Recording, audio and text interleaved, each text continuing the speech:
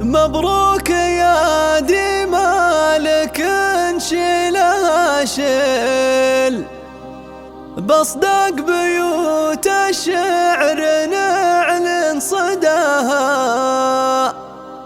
تخرجك فرحة تفوق التعاليل، حتى القصايد من شموخك تباها.